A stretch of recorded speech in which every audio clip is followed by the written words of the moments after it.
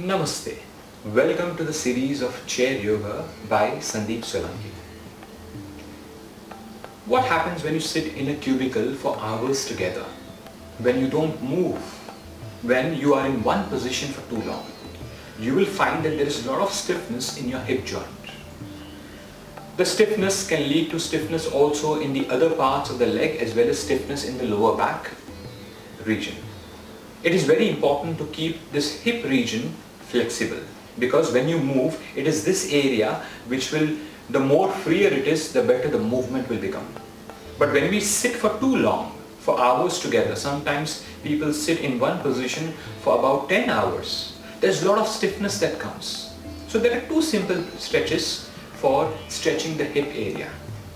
The first stretch is called as thread and needle pose. Sometimes it is also called as number 4 pose, or it is called as hip opening asana. For hip opening asana, you will sit little forward at the center of the chair or maybe little forward at the edge of the chair. Both are fine. And then you place your one heel, so the right heel right now, on the left knee. So if you see the posture like this, you will find that it looks like a figure of 4. You maintain this for a while. After taking this position, you interlock the fingers and then you place your right elbow on the right knee and the left elbow on the right heel like this. And then you just relax the wrist. Now my body weight is leaning little forward and then I will use my elbows to press the knee down. So my body weight will go a little forward and a little bit to the right. But when I do this, one very important thing that I have to keep in mind is I don't have to round the spine to do this, or I don't have to bring my shoulders to the ear. My shoulders are a little away from the ear and my back will be straight. After keeping the back straight, I use my right elbow to press the right knee down to the floor. The moment I come here, I can feel a nice stretch in my right hip joint, also in the right buttock and the right hamstrings. This helps this area to open up.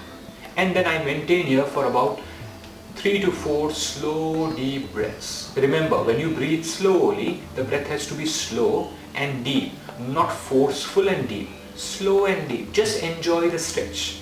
Keep breathing here for about 3 to 5 breaths and hold the posture. After you finish 3 to 5 breaths, release. Then repeat it one more time, because you will find that when you do the second time, your knee will go a little more down. Now one caution for few people who already have a weak knee or an injured knee. They should not lift this too much up.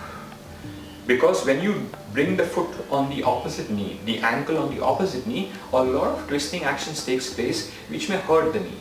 So just one little precaution to keep in mind, that if your knee hurts, don't overdo it. Just go hold for a short time and come back. Don't hold for too long. We are going to repeat it one more time. We interlock the fingers, we place the right elbow on the right knee and then the left elbow on the right ankle. The hands are relaxed. Now shoulders are relaxed and the back is straight. I am not rounding the spine. Now inhale, and as I exhale, I use my right elbow to press the right knee down. When you find difficult, when you feel that you cannot go beyond a point, just remain there. And as you sit forward little at the edge of the chair, there is a room for the knee to come down. If you sit behind, your knee will not come down. You will have to require some space. That's the reason why when you do this practice, you will have to sit forward at the edge of the chair. Then with every exhalation, you bring it down. The moment you find that you cannot go, remain there. Breathe slow and deep. Hold there for about 3 to 5 breaths.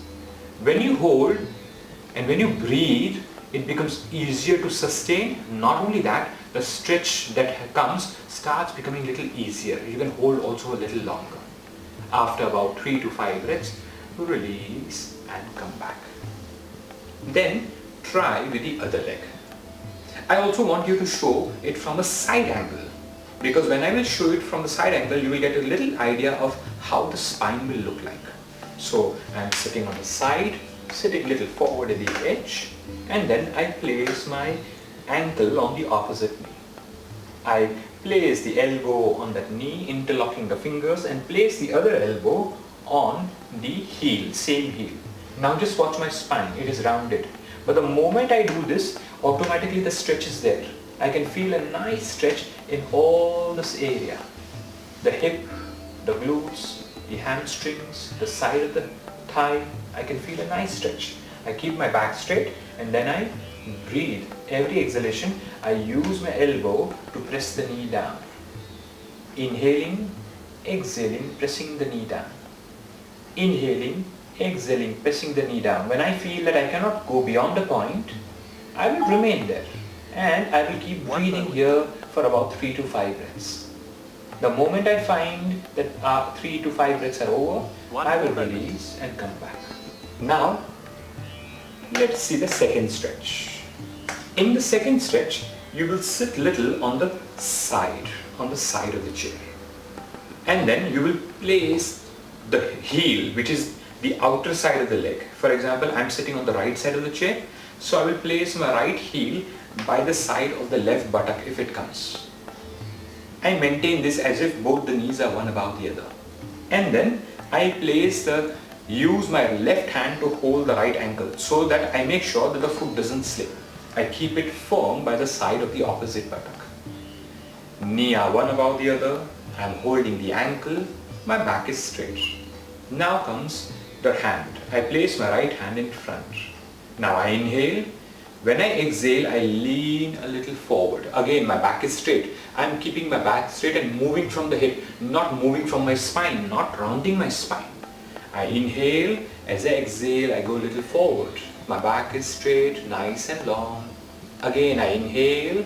And when I exhale, I go a little more forward. Again, I inhale. When I exhale, I go a little bit forward. The moment I find that I cannot go forward, I just remain here and breathe. Maybe after holding for about 2 breaths to 3 breaths, then I bring my attention on the upper knee and I imagine as if I am pressing the upper knee down to the floor. The more I do this, the intensity of the stretch increases in this area. The whole of the glute, the hip, the outer thigh, sometimes also the inner thigh, the hamstrings. And then I remain there, maintaining the stretch, internally pressing the upper knee down to the floor. Keep breathing here for about 3 breaths. When the 3 slow and deep breaths are over, then gently come back. Repeat it 2 times. After 2 times are over, release the hand and then shift on the other side and then try with the other leg. Very important, remember, if you are sitting on the left side of the chair, the left leg will come up and the left heel will come by the side of the right buttock, and you use the right hand to hold the ankle and the left hand will come in front. And then continue the practice with the left hand, with the left side. Remember, keeping the back straight when you go forward, and every exhalation you go forward. For about 3 exhalations you keep on going forward. When you find that you cannot go further forward, remain there, maintain the stretch there for about 2 breaths, and once 2 breaths are over, internally press the upper knee down to the floor to increase the intensity of the stretch. Hold there for about 3 breaths. Once 3 breaths are over, then slowly come back.